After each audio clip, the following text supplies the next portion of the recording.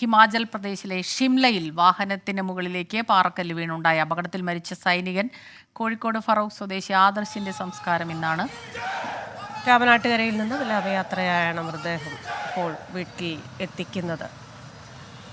വിവരങ്ങളുമായി മിഥില ബാലനാണ് ചേരുന്നത് കോഴിക്കോട് നിന്ന്. മിഥില, എപ്പോഴേക്ക് മൃതദേഹം വീട്ടിലെത്തിക്കും? അതേപോലെ തന്നെ എവിടെയൊക്കെയാണ് പൊതുദർശനം ക്രമീകരിച്ചിരിക്കുന്നത്?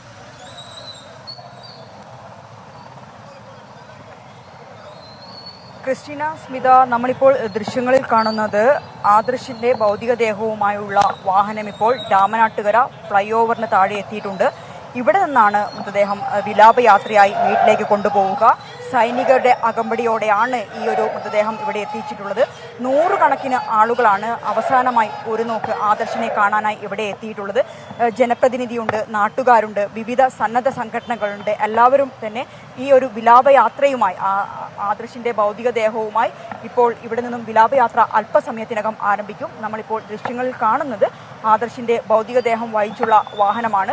ഇന്നലെ രാത്രിയാണ് കരിപ്പൂരിൽ എത്തിച്ചത്. തുടർന്ന് കോഴിക്കോട് മെഡിക്കൽ കോളേജ് മോർച്ചറിയിലായിരുന്നു. തുടർന്ന് അവിടെ നിന്നാണ് ഇപ്പോൾ മൃതദേഹം ഇങ്ങോട്ട് ഞാനിപ്പോൾ പറഞ്ഞതുപോലെ രാമനാട്ടുകര ഫ്ലൈ ഓവറിന് താഴെ എത്തിച്ചിട്ടുള്ളത്. ഇവിടെ നിന്നാണ് വിലാപയാത്ര ആരംഭിക്കുക. തുടർന്ന് ഗാസിയ സ്കൂൾ ഫറോക്ക് ചുങ്കം അവിടെ പൊതുദർശനം ഉണ്ടാവും.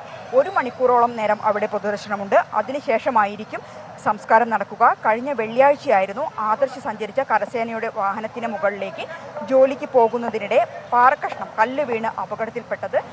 അങ്ങനെയാണ് ഈ ആദർശിന് ദാരുണാന്ത്യം ഉണ്ടായത്. 6 മാസം മുമ്പാണ് ആദർശിന്റെ വിവാഹം കഴിഞ്ഞത്. 6 മാസം മുമ്പാണ് ആദർശ് ജോലി സ്ഥലത്തേക്ക് തിരികെ പോയത്. നമുക്കറിയാം, ഈ ദൃശ്യങ്ങൾ കാണുന്നത് പോലെ വലിയൊരു ആൾക്കൂട്ടം ഈ ധീര ജവാന് അന്ത്യാഞ്ജലി അർപ്പിക്കാൻ ഇവിടെ എത്തിയിട്ടുണ്ട്. ഇവിടെ നിന്നും 3 കിലോമീറ്ററോളം ഉണ്ട് ഈ പൊതുദർശനം നടക്കുന്ന സ്കൂളിലേക്ക്.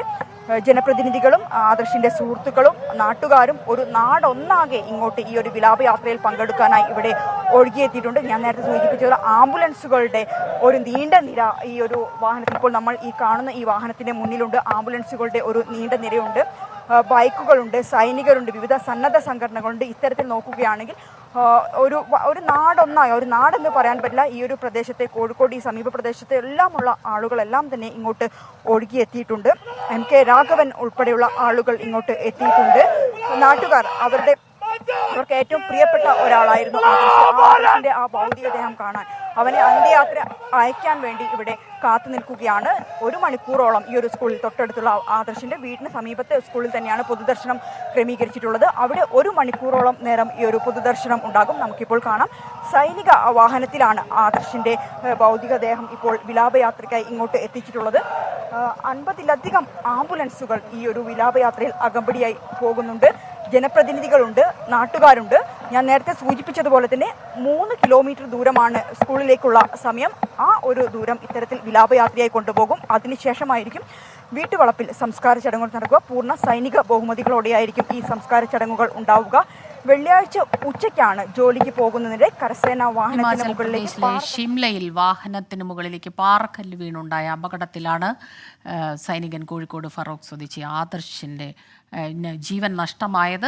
വിലാപയാത്ര ഇപ്പോൾ അവിടെ നടക്കുകയാണ്. വിലാപയാത്രയിൽ പങ്കെടുക്കാൻ ഒരു നാട് മുഴുവൻ അങ്ങോട്ട് ഒഴുകിയെത്തുന്ന കാഴ്ചയാണ് നമ്മളിപ്പോൾ കണ്ടത്. മിഥില ബാലൻ വിവരങ്ങൾ നമ്മുടെ സ്ഥിരം പ്രേക്ഷകനും സൈനികനും ഒക്കെ, എൻ്റെ നാട്ടുകാരനും ഒക്കെ ആയ ദിനേശ് ഹരിപ്പാട് അല്പം മുമ്പ് അദ്ദേഹത്തിന് ആദരാഞ്ജലി അർപ്പിച്ചുകൊണ്ടൊരു മെസ്സേജ് അയച്ചിരുന്നു.